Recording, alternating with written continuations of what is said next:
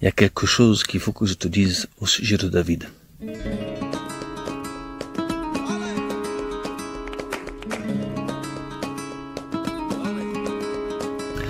Si de David doit sortir le Mashiach, qu'on appelle Mashiach ben David et non pas ben Shlomo, c'est-à-dire le fils de David et non pas celui de Salomon, donc tu penses bien que si de cet homme-là doit sortir l'homme le plus important pour le monde entier, tout ce qui concerne les origines de David et la descendance de David sont bien sûr extrêmement cachés dans la Torah, protégés.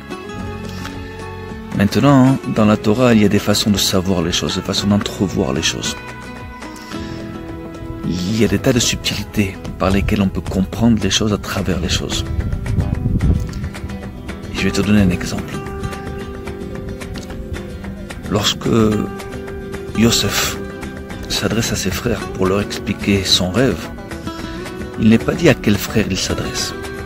Il est dit qu'il s'adresse à ses frères. Mais quel frère?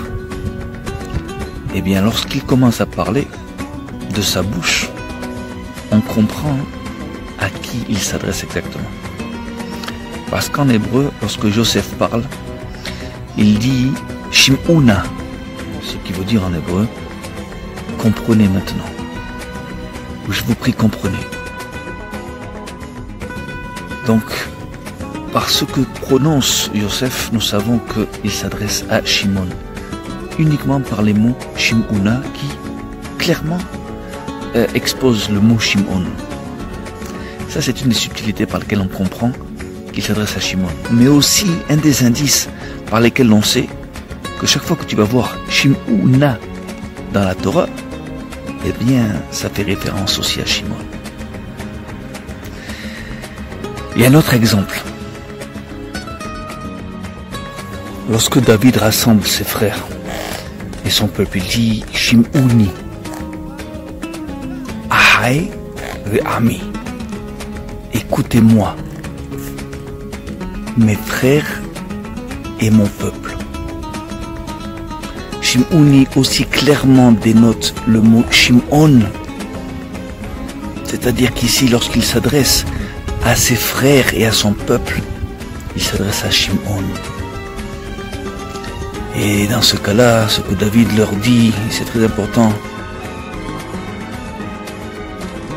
Il leur dit qu'il voulait construire un temple, mais que Dieu lui en a empêché et a donné ce travail à celui qui doit le remplacer, et qui est Salomon, Shlomo. Et il leur fait bien comprendre ce qu'il en est. Nous savons que Shimon n'est pas béni, ni par Yaakov, ni par Moshe.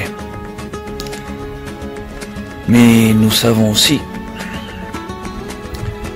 que Shimon n'a pas d'héritage en Israël. Et qui lui donne un héritage? La tribu de Yehuda, la tribu royale. C'est-à-dire que Shimon a reçu une part d'héritage au sein de la tribu royale. Et cet héritage n'est pas seulement un héritage physique, matériel, c'est plutôt un héritage spirituel. C'est-à-dire que de ça, on sait que Shimon a une part dans la royauté d'Israël. Shimon, comme je vous l'ai fait comprendre, à l'origine a été engendré par Esav. Et nous savons que Esav est né rouquin, comme on dit, ou sanguin. Le mot est Admouni. Et ce mot-là, Admouni, ne se trouve que 2 fois dans tout le Tanakh. Pour décrire Esav, qui est né donc sanguin, Admouni, et pour décrire qui d'autre? Le roi David Améler. David, le roi David, qui est né lui aussi sanguin, Admouni. Ce même mot relie les 2 hommes. Et ça aussi, c'est un indice pour comprendre comment est-ce qu'il y a un lien physique, génétique, entre les 2 hommes. D'ailleurs, on peut voir aussi la nature de David à travers le fait qu'il tire son épée David tue beaucoup, verse beaucoup de sang. Mais il le fait pour Dieu. Il le fait dans le bon sens, alors que Esav, lui, le fait dans le mauvais sens. Donc on voit que David est tout cœur, tout feu, tout flamme. Et quelque part, on peut détecter si la nature d'agitant. Ce que je veux vous dire par tout ça, c'est qu'il y a parmi vous, parmi les descendants de Shimon, ils sont parmi vous, et qui inclut aussi les descendants d'Éphraïm et Ménaché. Il y a parmi vous des descendants de David, du roi David. Et c'est logique, ça se confirme à quasiment tous les niveaux. Même celui du fait que vous vous sentez vous-même un petit peu... Vous avez une fierté intrinsèque chez vous, vous avez une fierté innée, une fierté naturelle qui n'est pas normale. Vous ne devriez pas avoir cette fierté. Vous avez été un peuple totalement écrasé, totalement mis au bas de l'échelle. Mais vous avez une fierté qui est plus grande, plus élevée encore que les fiertés qu'on peut trouver dans les peuples les plus grands, officiellement. Donc quelque part, vous avez cette fierté-là, vous avez cette trace-là, cette mémoire d'une fierté royale qui, à mon avis, peut s'expliquer par le fait que parmi vous, il y a des descendants de David, du roi David. En fait, je vais vous dire aussi autre chose. Pas tout le monde chez vous a des origines israélites. Pas tout le monde chez vous a des origines de Shimon ou de David. Tout comme chez nous, en Israël, c'est pas tous ceux qui disent qu'ils sont juifs qui sont juifs. Il y a un gros mélange. Parce qu'en fait, les problèmes que vous avez chez vous se reflètent dans les problèmes que nous avons chez nous. Parce que nous avons les mêmes ennemis.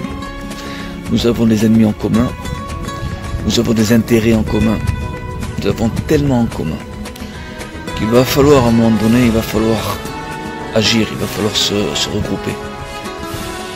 Alors, ce que j'ai à vous dire, c'est tellement compliqué que ça prend du temps à décanter, ça prend du temps à exposer.